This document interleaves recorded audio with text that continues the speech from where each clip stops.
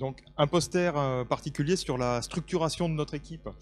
Parce que donc à Égletons, on est dans un environnement un peu particulier. Vous noterez une des particularités, c'est qu'il y a beaucoup de verre autour de notre site, notre labo universitaire. Et une autre particularité, c'est qu'on change de nom, puisque dans une époque où les labos ont tendance à se regrouper, ben nous, en fait, on redevient une équipe indépendante. Pardon. Et on change de nom. Et du coup, on recentre nos activités sur génie civil, diagnostic, durabilité, qui correspondent assez bien à ce qu'on peut faire, donc sur des applications aussi bien structure extérieure type pont que vers le confort de l'habitat. Et finalement, quand on agrège tout ce qu'on a pu faire depuis 15-20 ans sur la thématique, on a pu aborder de la modélisation, de l'expérimental, tout arrive, du CND, du monitoring. Et donc, on a un outil assez complet pour faire du diagnostic d'ouvrage en service. Tout ça expliqué au poster A1. Merci. Donc, bonjour à tous, Maximin Varnier, doctorant en deuxième année au laboratoire GC2D d'Égletons en collaboration avec le LMGC de Montpellier. Dans la construction en bois, il est intéressant de prendre en compte la déformation à long terme, soit pour des raisons structurelles, soit pour des raisons esthétiques. Et c'est pour cela que la norme de calcul Eurocode 5 prend en compte ces déformations à travers le coefficient CADEF. Donc ce coefficient derrière lequel se cachent différents phénomènes physiques et anatomiques. Cependant, lorsqu'il a été créé, il a été créé uniquement pour les essences de résineux. Et or, en France, on se retrouve avec la plus grande forêt de feuillus d'Europe. Et donc, c'est pour cela que l'Agence nationale de la recherche a créé le projet EFR5, donc le projet qui a pour but d'adapter l'Eurocode 5 aux feuillus français. Et dans lequel se situe ma thèse au niveau de la tâche numéro 1 sur la déformation long terme. C'est ainsi qu'au laboratoire GC2D d'Égletons, on a créé 2 dispositifs de fluage de poutres métriques dans différentes conditions afin d'observer, analyser et de déterminer les comportements différés des feuillus français et peut-être de voir des différences entre le comportement des résineux et des feuillus. Et donc, si vous voulez en parler un petit peu plus avec moi et savoir les premiers résultats, je vous propose de venir me voir au poster A02. Merci.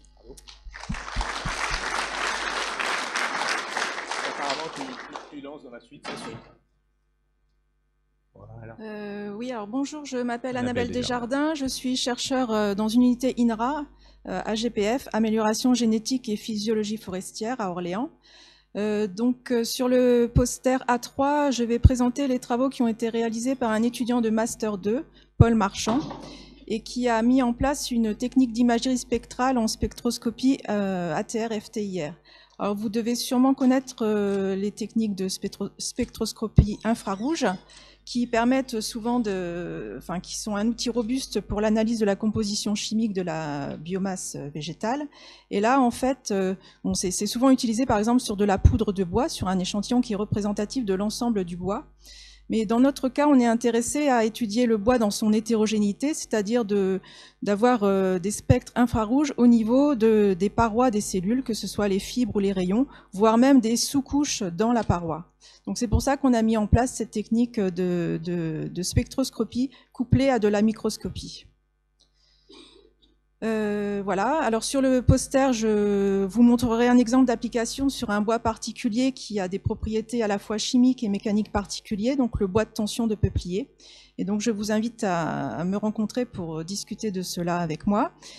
Surtout que je ne pourrai pas participer au groupe thématique imagerie, donc voilà, c'est l'occasion ou jamais, presque.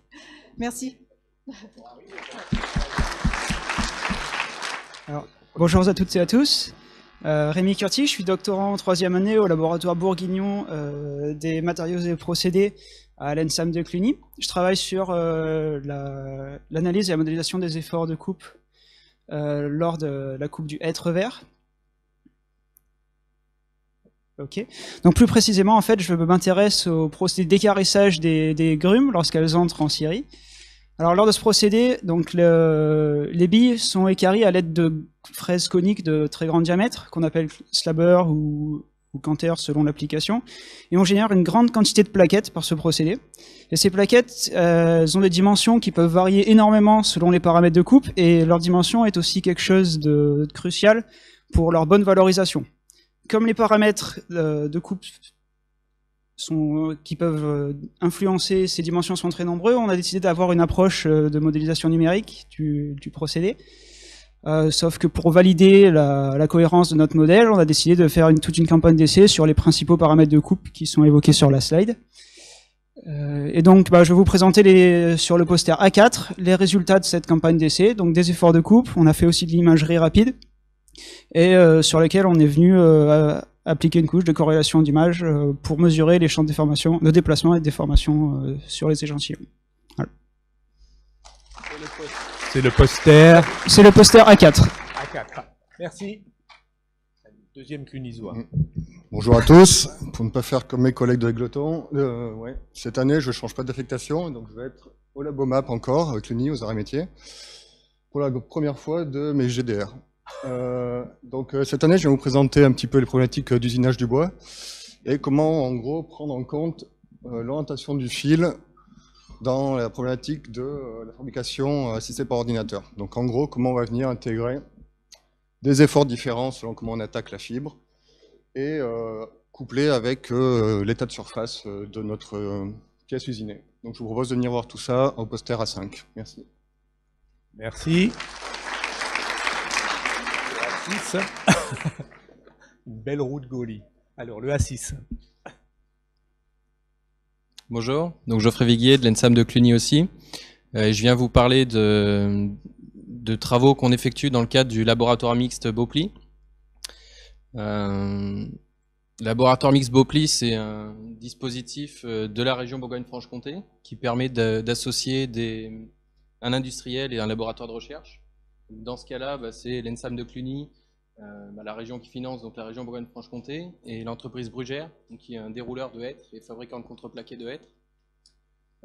Et en particulier, donc dans ce projet-là, il y a plusieurs axes de recherche, dont un qui consiste en essayer d'améliorer la qualité des plaquages. Et dans ce cadre-là, la problématique qui leur concerne est l'ondulation des plaquages après séchage. Là, ce qu'on voit sur la diapo, ça résume la problématique. À gauche, on a une ressource qui est très variable.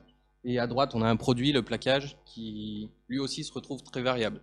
Entre les deux, il y a un procédé qui n'a pas changé, et pourtant à la fin, on obtient des plaquages très ondulés ou très plats. Donc c'est vraiment la problématique de cet axe de recherche. Et pour essayer de répondre à cette question, donc, toute la ligne de production de l'entreprise Brugère va être équipée de différentes choses, donc un système de traçabilité, un système de mesure de l'humidité locale, et un système de mesure des ondulations pour essayer de traiter cette problématique. Je vous invite à venir au poster A6 pour en savoir un petit peu plus. Ok, merci. Ça vaut le coup d'aller voir Desjardins sur la détection du bois de tension. Le poster A7, on rentre dans un nouveau groupe d'équipes qui sont le LERMAB. Bonjour, c'est Mourad Chadney, étudiant en deuxième année de thèse à l'Université de technologie de Compiègne, en co-tutelle avec l'ERMAB. Donc, dans ma thèse, je travaille sur les nouvelles technologies d'extraction et la valorisation des hémicelluloses de bois. Notamment, je travaille sur l'extraction assistée par micro-ondes, assistée par ultrasons, et aussi assistée par décharge électrique de haute tension, et je travaille aussi sur l'explosion à la vapeur. Donc, dans mon poster, je vais présenter les résultats obtenus par extraction assistée par micro-ondes et par décharge électrique à haute tension. Le principe de l'extraction assistée par décharge électrique à haute tension consiste à appliquer un courant électrique de haute tension entre deux électrodes et on met la matière à traiter dedans. Donc ce phénomène-là va induire l'apparition de différents phénomènes physiques et mécaniques qui vont provoquer une destruction des parois des cellules végétales et vont permettre après la diffusion et l'extraction des hémicelluloses. Donc c'est un procédé qui est peu coûteux. L'augmentation de la température elle est très faible et aussi c'est un procédé qui est rapide. Pour l'extraction assistée par micro-ondes, donc contrairement au chauffage conventionnel par conduction et convection, le chauffage micro-ondes consiste à appliquer des ondes électromagnétiques sur la matière à traiter. Ces ondes-là, ils vont interagir directement avec l'eau contenue à l'intérieur des cellules végétales, et ce qui va induire une augmentation de la pression et de la température à l'intérieur des cellules, et qui vont finir par explosion, et après ils vont libérer leur contenu intracellulaire. Donc c'est un procédé qui est rapide, les rendements d'extraction ils sont un peu élevés, et c'est un produit qui est économique en termes d'eau et de solvant et d'énergie. Donc je vous invite à voir mon poster A7 pour plus d'informations. Merci. Ok, merci. Bonjour à tous, je m'appelle Tiffany Chica-Lefort, je suis en thèse dans l'équipe ethnologie. Ah, il n'est pas encore là. Donc, je suis en thèse dans l'équipe ethnologie préhistorique du laboratoire ARSCAN, sous la direction de Marianne Christensen et Claire Alix. Et je présente aujourd'hui un poster en archéologie du bois. Donc, on s'intéresse ici aux moyens pour identifier l'origine d'un dépôt et des modifications de restes de bois en contexte d'occupation paléolithique. Cette étude se concentre sur 2 sites préhistoriques où des bois humides ont été découverts. Ces 2 gisements datent respectivement de 125 000 ans et 65 000 ans et se localisent en France et en Israël. Donc une grande quantité de restes mélangés ont été découverts, des fragments de bois, d'écorce, voire même de feuilles. Donc ce sont donc des collections dans un état de conservation exceptionnel pour la période. La question que l'on s'est posée est de savoir si la présence et la morphologie de ces assemblages résultent d'activités humaines ou d'agents naturels à identifier. Un certain nombre de macrotraces sont présentes sur les bois et nous servent de point de départ pour mener cette enquête. Pour cela, nous nous sommes intéressés à la taphonomie, qui est l'étude des processus donc naturels intervenant de la mort donc de l'arbre jusqu'à leur découverte. L'objectif est de parvenir à identifier les macrotraces de fracturation et d'impointement qui sont présents dans ces collections de bois, en discriminant celles qui sont proprement naturelles de celles qui ont été causées par des humains. Donc voilà, si vous voulez avoir plus de détails, je vous invite au poster A8. Merci. Donc bonjour, Gisèle Merki, je suis en thèse d'archéologie à l'université de Paris 1, Panthéon-Sorbonne, dans l'équipe ethnologie préhistorique, laboratoire ARSCAN, sous la direction de Marianne Christensen et le tutorat de Claire Alix. Ce travail a pour but d'amener des informations, de comprendre le rôle et l'importance des hampes, qui sont ces longs manches des armes de chasse des chasseurs-cueilleurs. Et c'est un sujet qui est en effet mal connu, puisque ces hampes sont faites de bois végétal, qui est un matériau périssable, et c'est donc des éléments qui se retrouvent très peu sur les sites archéologiques. Donc pour pallier ce manque de connaissances, ça marche, oui.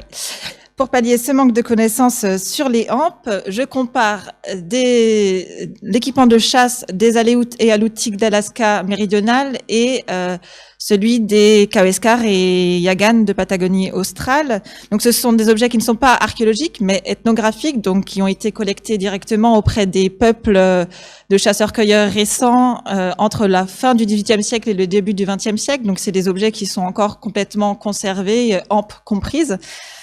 Et ce poster, il concerne un aspect particulier de mon travail qui est le choix de la matière première pour fabriquer ces hampes. J'ai de la chance de bénéficier pour ça de l'aide de l'équipe BioWood du CIRAD et notamment de l'aide de Daniel Guibal qui est ingénieur en physique et mécanique du bois, qui est co-auteur de ce poster et qui m'aide beaucoup en ça. Et c'est une collaboration qui a commencé par une rencontre au GDR et c'est pour ça que j'ai eu envie de présenter ça ici. Voilà. Poster à 9. Très bel exemple. Merci.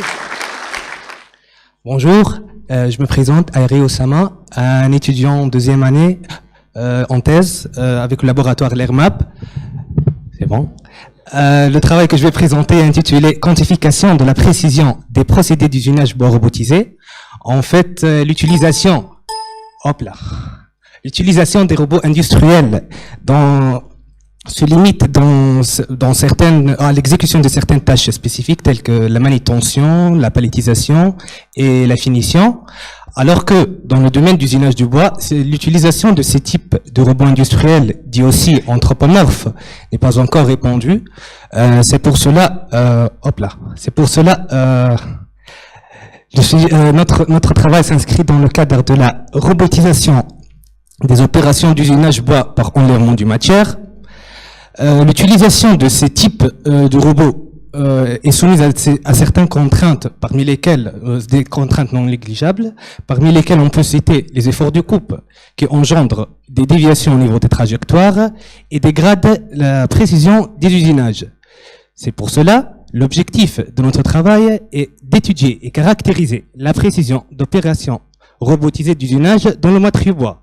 Si vous voulez discuter un peu plus, je vous invite à discuter sur le poster A10. Merci.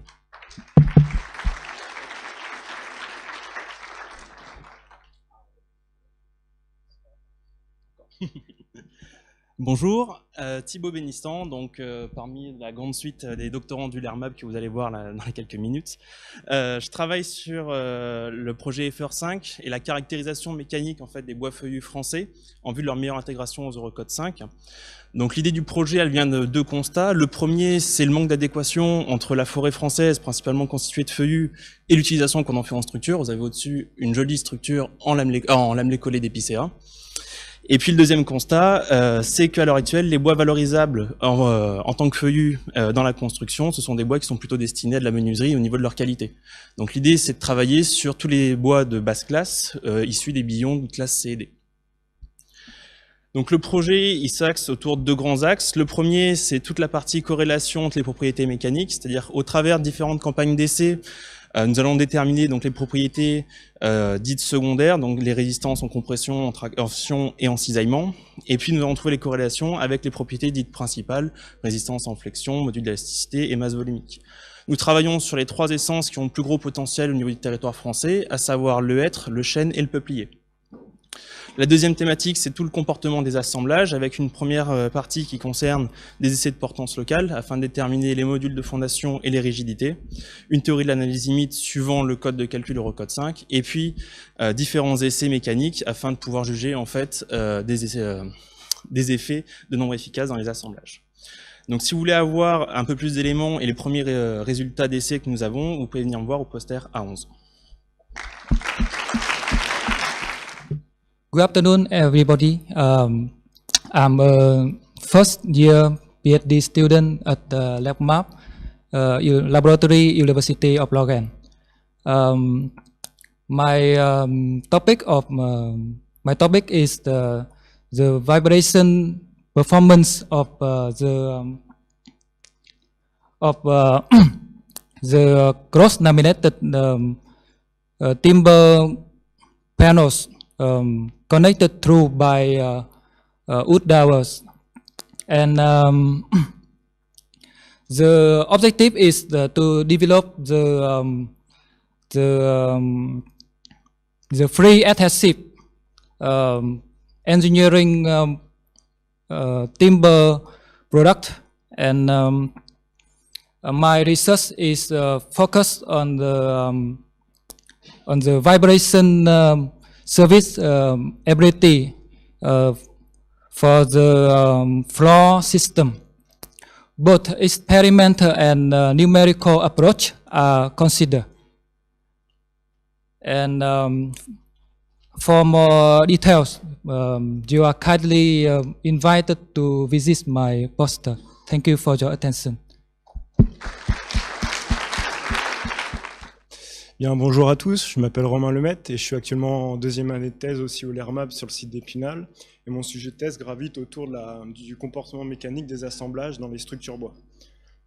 Donc, depuis plusieurs années, on a vu l'émergence d'immenses ouvrages, notamment en France avec l'Alliance Riviera à Nice, la Fondation Louis Vuitton à Paris ou encore le bâtiment Aqualagon près de Disneyland de Paris. Et en plus de tous ces ouvrages, il y a un nouveau marché qui est apparu pour la filière bois avec les immeubles de grande hauteur. De par leur taille, tous ces ouvrages sont pilotés à la fois par la raideur des assemblages et aussi la résistance des assemblages. Mais l'Eurocode 5, qui est le code de calcul réglementaire en vigueur actuellement, est incomplet pour vérifier les assemblages de tels ouvrages. Il y a des manques, par exemple, pour estimer les raideurs d'assemblage. Aujourd'hui, on utilise des formules empiriques où on considère le bois comme un matériau isotrope. Il y a également des manques pour calculer la distribution des efforts sur les organes pour des assemblages sollicités avec un moment de flexion ou un effort tranchant. Et il y a également un manque pour quantifier l'apport du renforcement sur les assemblages.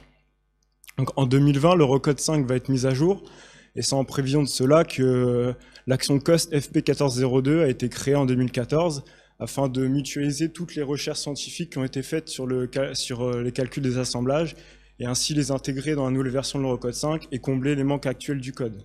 Donc c'est dans ce cadre que s'inscrit cette thèse où l'objectif est d'élaborer un modèle numérique pour simuler le comportement mécanique des assemblages et d'intégrer cette modélisation dans la nouvelle version de l'Eurocode.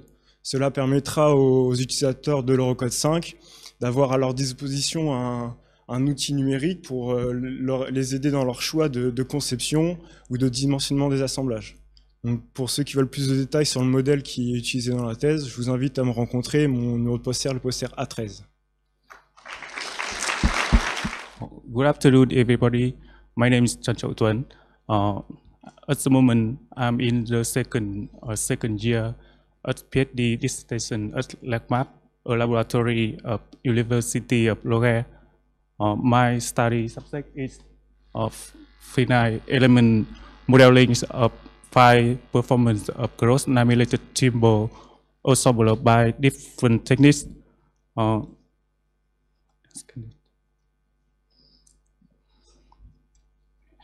And the aim of this work is to develop a modeling approach to predict heat transfer within CNT panel ensemble with different subjects when one or more surface are subjected to fire. So 2D and 3D finite element models will be implemented in Abaqus software. We are a subroutine we must take to simulate field fire tests in our laboratory. Thank you for your attention.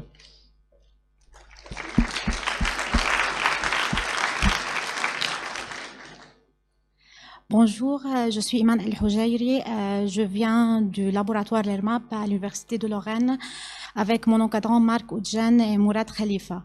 En fait, mon sujet de thèse est fait partie d'un grand projet européen au nord-ouest de l'Europe. Il y a différentes universités dedans, l'Université de Liverpool, Dresden en Allemagne, Galway et l'Institut de Luxembourg. En fait, mon sujet de thèse est faire remplacer la colle utilisée pour assembler les structures par des tourillons en bois densifiés. Tout ça. Okay. Pour étudier la viabilité de ces structures, on vise à faire des expériences pour caractériser le joint. En premier temps, pour caractériser le joint en cas statique et dynamique, et et après, on va faire un calcul numérique avec une étude paramétrique pour bien identifier notre choix de ces structures. Et à la fin, ce choix va être validé par des expériences. Et à la fin, on vise à écrire une norme qui bien explique comment on peut donner la norme pour ce type d'assemblage. Alors, parce que c'est pas encore identifié. Merci. Mon poster est numéro A15. Si vous avez encore, si vous voulez encore plus d'explications. Bonjour à tous, je suis Angie Andriana Tenaina, en 3e année thèse au laboratoire l'ERFOB à Nancy. Le travail que je vais vous présenter est parti du constat que les écosystèmes forestiers constituent un important puits de carbone, principalement dans le bois, mais que le long du saison de végétation, on sait moins en quelle quantité et à quel moment le bois est assimilé par le peuplement, en quelle quantité et à quel moment le carbone est séquestré dans le bois. Donc, notre travail s'est posé comme objectif de mieux comprendre comment les dynamiques intra-annuelles du carbone alloué au bois sont liées aux dynamiques intra-annuelles du carbone assimilé par le peuplement pour le cas d'un hêtré mature. Donc, pour répondre à cet objectif, on a une approche intégrée en quantifiant d'une part les dynamiques d'assimilation du carbone grâce à la méthode des covariance pour mesurer à des échelles très fines journaliers l'échange entre la canopée et le peuplement, et d'autre part on quantifie par le suivi de la formation du bois, la croissance radiale et l'estimation de la production de biomasse dans le cerne en formation. Donc pour plus de détails sur les résultats de ce travail, je vous invite à voir le poster numéro A16. Merci. Bonjour à tous, je suis Estelle Noyer, je travaille actuellement au LERFOB à Nancy et aujourd'hui je vais vous présenter les travaux sur la motricité des tiges chez des grands arbres. Actuellement, les cinétiques disponibles ont été mesurées chez des petits arbres ou des semis, alors qu'elles sont théoriquement calculées chez des grands arbres à partir de traits qui sont mesurés à l'échelle du bois, comme la maturation différentielle des cellules du bois ou encore la croissance radiale. Or, la croissance radiale est l'un des paramètres qui a le plus varié après une ouverture de la canopée, et cela va être aussi accompagné par des ajustements allométriques et de forme de la tige. Donc, on s'est posé deux questions. La première, c'est quels sont les mouvements des tiges de grands arbres en conditions naturelles et après éclaircies. Et la deuxième question est, est-ce que les modèles biomécaniques existants peuvent prédire correctement ces mouvements qui seraient observés? Pour cela, nous avons sélectionné 42 perches de hêtres, dont la moitié a été éclaircie. Et pour répondre à la première question, nous avons réalisé des scans au lidar terrestre sur 2 années. Et pour répondre à la deuxième question, nous avons utilisé les modèles développés par Fournier-Hall en 2013 sur une approche intégrative. Pour les résultats, je vous invite à voir le poster A17. Bonjour à tous. I'm working with the mechanical properties of LVL made from secondary quality of Oak and Beech. So actually this is a collaboration between LERFOB and Labomap Cluny. So actually secondary wood quality contain a lot of defects. So we hope that by making this kind of products we can increase the mechanical properties. So actually thinner veneer will distribute defects better, thus increase the mechanical properties, but it requires a lot of glue. So increasing the thickness will decrease the glue consumption. So for the methodology, we measure the radial variation, microfibril angle, ring width, and also density. We also measure the veneer quality by measuring the lead check depth and lead check frequency. We prepare the LVL by gluing veneers using polyvinyl acetate, and then we measure the mechanical properties using dynamic method, ultrasound and vibration method, and then also by a static method to measure the modulus of rupture. For more information, you can find me in front of poster A18, et je parle français, donc je vous en prie. Bien, bonjour à tous, je suis Malik Diakaté, je suis maître de conférence à l'Université de Brest, rattaché à l'IRDN, donc qui regroupe quelques établissements bretons. Donc ici, aujourd'hui, je vais vous présenter quelques résultats du projet ANR Climbois. Climbois, donc, avec plusieurs contextes qui ont justifié ce projet, qui s'est déroulé 2013-2017, financé à hauteur de 275 000 € et qui a permis de réunir 5 partenaires universitaires, donc Brest évidemment, Clermont avec Rostand, Nantes avec Emilio, INSA de Rouen et Limoges via Égletons. D'autres contextes, le développement de structures au bois, donc qui vont contribuer à réduire les gaz à effet de serre, les variations des sollicitations climatiques et mécaniques. Et donc, on va chercher à mieux comprendre le comportement thermo-hygromécanique du matériau. Et moi, en particulier, donc, je vais m'intéresser à la détection et au suivi de la propagation de la fissure en utilisant la méthode émission acoustique.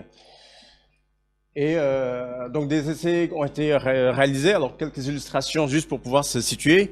Je suis juste derrière, hein, sur le poster A19. On va pouvoir échanger sur les résultats. Avoir donc l'activité acoustique au sein du matériau, pouvoir développer des outils de classification non supervisés, donc qui vont surtout chercher à identifier les signatures acoustiques des différents mécanismes de rupture. Et donc, on va s'intéresser à une signature particulière qui est associée à la propagation de la pointe de fissure. Donc, l'objectif final, c'est de pouvoir faire du monitoring, faire du suivi en temps réel, puisqu'on connaît la signature.